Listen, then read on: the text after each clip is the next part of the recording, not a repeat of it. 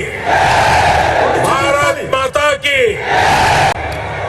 नई राष्ट्रीय शिक्षा नीति में हमने स्थानीय भाषा में पढ़ाई को प्राथमिकता दी है।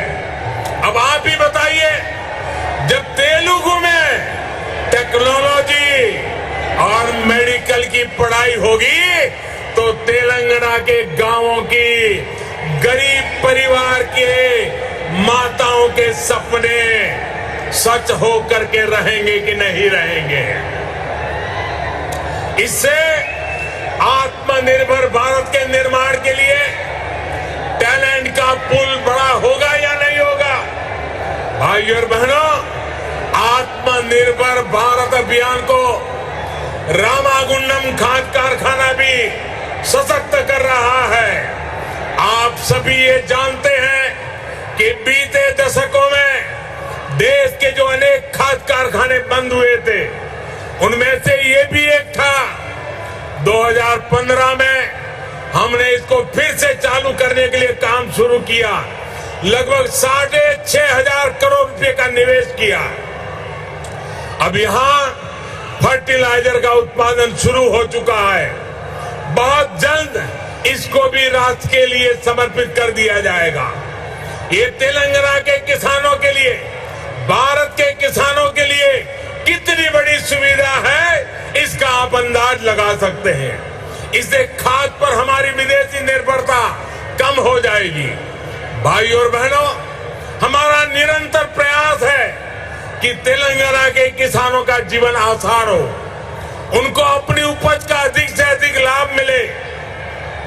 तेलंगाना में पानी से जुड़े लगभग 35,000 करोड़ रुपए से अधिक के 5 बड़े प्रोजेक्ट पर केंद्र सरकार काम कर रही है। बीते 6 सालों में केंद्र सरकार ने तेलंगाना के धान किसानों से लगभग 1 लाख करोड़ रुपए का धान खरीदा है। धान किसानों को लागत का 1.5 गुना पैसा भी दिया है। इस बार भी धान की एमएसपी में 80 रुपये की वृद्धि कर उसे 2,000 रुपये प्रति क्विंटल से ज्यादा कर दिया गया है। भाइयों और बहनों, खेती हो या उद्योग, हर सेक्टर के विकास के लिए आधुनिक इंफ्रास्ट्रक्चर बहुत आवश्यक है।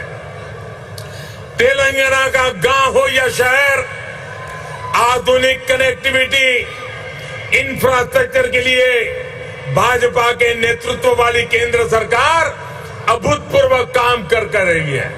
हैदराबाद में यातायात और सुगम बनाने के लिए केंद्र सरकार 1,500 करोड़ रुपए की लागत से 4 और 6 लेन के कई फ्लाईओवर और एलिवेटेड कॉरिडोर बना रही है।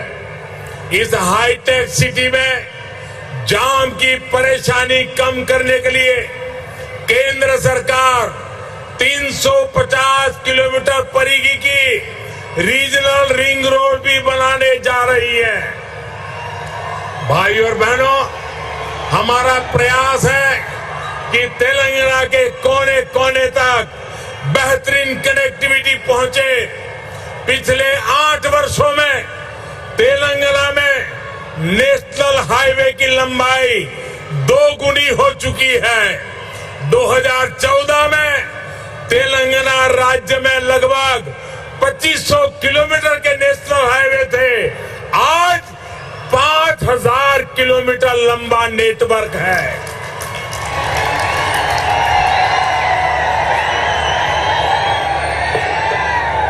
शहर ही नहीं, गांवों को भी नेशनल हाईवे से जोड़ते हुए 2,700 किलोमीटर से अधिक की सड़कें बनाई जा चुकी हैं। पीएम ग्रामीण सड़क योजना के तीसरे फेज के तहत लगभग 2,500 किलोमीटर की नई सड़कों के लिए भी 1,700 करोड़ रुपए से अधिक स्वीकृत किए गए हैं। इसी प्रकार रेलवे में भी बीते 8 वर्षों में तेलंगाना के लिए 31,000 करोड़ रुपए से अधिक के प्रोजेक्ट स्वीकृत किए गए हैं। लगभग 180 किलोमीटर की नई रेल लाइन तेलंगाना में बिछाई जा चुकी है। साथियों, आत्मनिर्भरता की बात आती है तो मैंने हमेशा 5 की बात की है। Farm to fibre, fibre to factory, factory to fashion और फैशन टू फॉरेन। ये बात मैं कह रहा हूं। इसी सोच के तहत हमने तय किया कि टेक्सटाइल में देश के एक्सपोर्ट को बढ़ाने के लिए हम देश में 7 मेगा टेक्सटाइल पार्क बनाएंगे। टेक्सटाइल पार्क जब लगता है तो किसान को भी फायदा होता है, मजदूर को भी काम मिलता है, व्यापार कारोबार भी फलता फूलता है। इनमें से एक मेगा टेक्सटाइल पार्क का निर्माण तेलंगाना में भी होने वाला है।